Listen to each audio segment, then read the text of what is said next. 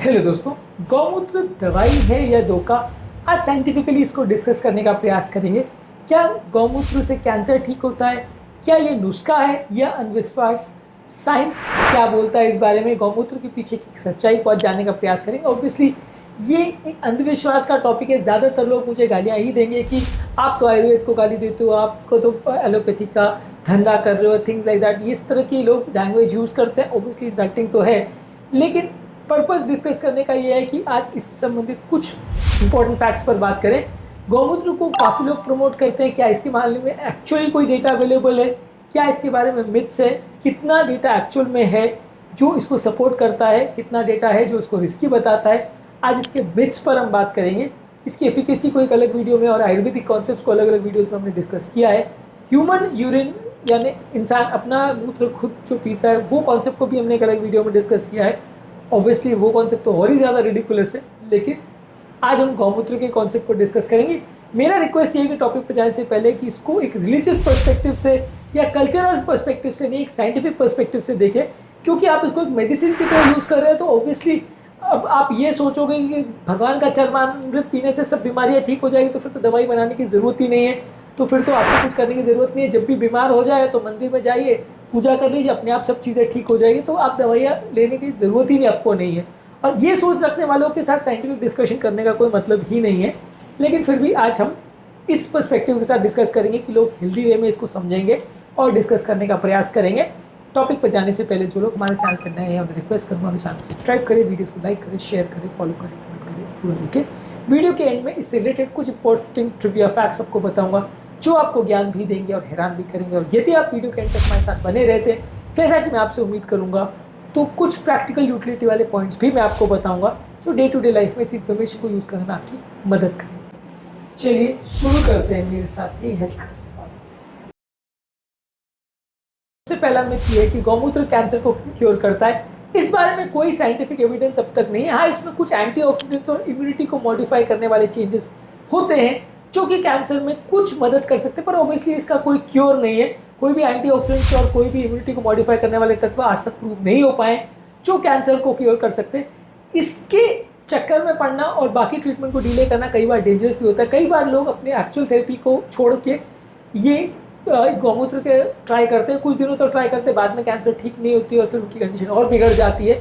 तो इसलिए इस पर ट्रस्ट करने से पहले यदि आप बिल्कुल ऐसे स्टेज पे आ गए जब कुछ भी वर्क नहीं कर रहे हो तो एक्सपेरिमेंटल बेस पर ट्राई कर सकते हैं, पर रिकमेंडेबल नहीं कि आप अपनी सारी दवाइयों को बंद करके इसको ट्राई करें।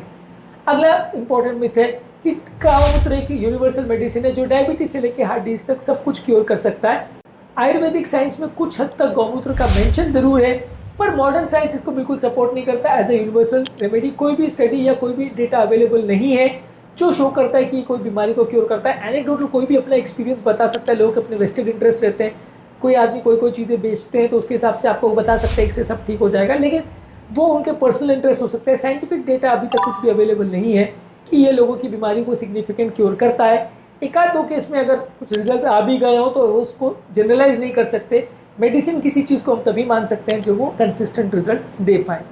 इसके अलावा अगला इंपॉर्टेंट मिथ है कि गौमूत्र एलोपैथिक मेडिसिन को रिप्लेस कर सकता है। डेफिनेटली अपनी रेगुलर मेडिसिन को इसके लिए डिसकंटिन्यू मत करिएगा।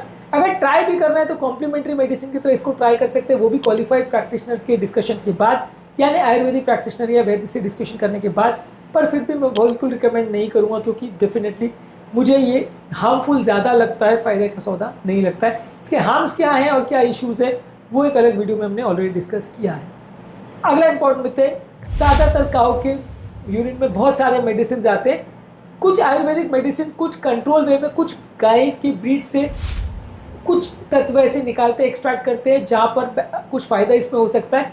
पर कई बार गाय के यूरिन को अननेसेसरी एक्सपोज होने से आपकी बॉडी में अलग अलग तरह के बैक्टीरिया का एक्सपोजर हो सकता है, अलग अलग तरह के टॉक्सिक प्रोडक्ट आपकी बॉडी में जा सकते हैं, बहुत सारे कीटाणु जा सकते हैं, अमोनिया जा सकता है। ये आपकी बॉडी को बहुत सारे तरह से नुकसान कर सकता है, कई तरह के एलर्जीज भी हो सकते हैं। तो इसलिए ये हर एक के लिए सेफ नहीं है। अगला इंपॉर्टेंट मिथ यही है कि लोगों को लगता है कि इसके कोई साइड इफेक्ट्स नहीं क्योंकि आयुर्वेदिक है और ये सब लोग ले सकते, कोई नुकसान नहीं है। कई लोग को gastrointestinal irritation, infection, allergic reaction कर सकते हैं। खासकर जिन लोगों को किडनी का प्रॉब्लम है, लिवर का प्रॉब्लम है, इनकी इम्यूनिटी कॉम्प्रोमाइज है, उसको ये नहीं लेना चाहिए, नुकसानदायक भी हो सकता है। अगला इंपॉर्टेंट मिथ है कि मॉडर्न हेल्थ साइंस की डिस्कवरी है और आज की डेट में भी सब इसको मान रहे हैं। ये ज़्यादातर व्हाट्सअप चैट्स की अफवाहें हैं कि आज के डेट में सब इसको मान रहे हैं और दुनिया भर में सब इसके प्रति दीवाने हो गए कि इसको यूज़ करने लगे। आयुर्वेदिक साइंस में इसका ज़रूर मेंशन है हज़ारों साल पहले, पर इवन इंडिया की आयुष मिनिस्ट्री वगैरह भी इसको बहुत ज़्यादा रिकमेंड नहीं करती है। तो इसलिए इसके कुछ हेल्थ बेनिफिट्स है, उस ज़माने की साइंस के हिसाब से लोग को लगता था। आज के डेट में साइंटिफिक इवैल्यूएशन की इसको ज़रूरत है, बहुत ज़्यादा साइंटिफिक डेटा अवेलेबल नहीं है और एटलीस्ट बहुत सारे लोग इसको यूज़ कर रहे हैं। आज के डेट में ऐसा बिल्कुल भी नहीं है, ये सिर्फ एक अफवाह है। अब आते हैं हमारे ट्रिविया सेक्शन में, जहाँ कुछ हिस्टोरिकल, एपिडेमियोलॉजिकल और साइंटिफिक फैक्ट्स आपको बताऊंगा, कुछ स्टडीज आपको बताऊंगा जो आपको हैरान भी करेंगे और परेशान भी करेंगे, ज्ञान भी देंगे। चलिए शुरू करते हैं हमारा ट्रिविया सेक्शन। आयुर्वेद में गौमूत्र को मेडिसिनल यूज के लिए बताया गया है, लेकिन इसकी कोई large scale peer reviewed studies अभी तक नहीं है जो वायरल क्लेम्स की अपेक्षा ये साबित कर सके कि कैंसर या इस तरह की बीमारियों के क्योर करने में मदद कर सकती है। कुछ स्टडीज ने शो किया है कि गौमूत्र में ई कोलाई और स्टेफिलोकोकस ऑरियस जैसे बैक्टीरिया हो सकते हैं जो कि नुकसान कर सकते हैं। कुछ स्टडीज ने यह भी शो किया है कि कुछ तरह के बैक्टीरिया पर गौमूत्र का कुछ नेगेटिव इफेक्ट हो सकता है ना, गौमूत्र को यूज करके हम कीटाणुओं को मार सकते हैं, पर ये सिर्फ पेट्री डिश की स्टडीज है, ह्यूमन स्टडी में कभी ऐसा डॉक्यूमेंट नहीं हुआ है। ऑब्वियसली लैब में कोई भी आप स्टडी करो तो उसके माइल्ड एंटीबैक्टीरियल इफेक्ट्स कभी बार शो हुए हैं, लेकिन ह्यूमन स्टडीज को अवेलेबल नहीं है जो शो कर सके कि इसमें इंसानों में भी कोई अच्छा बेनिफिट है।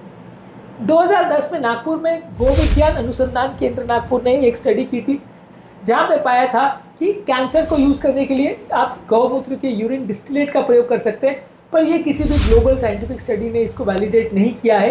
तो ये कोई क्लेम जो है ये बहुत बड़ी साइंटिफिक स्टडी ने अभी तक इसको सच्चा माना है या मल्टीपल लोगों ने इसके फैक्ट्स को सही माना है, ऐसा अभी तक नहीं हुआ है।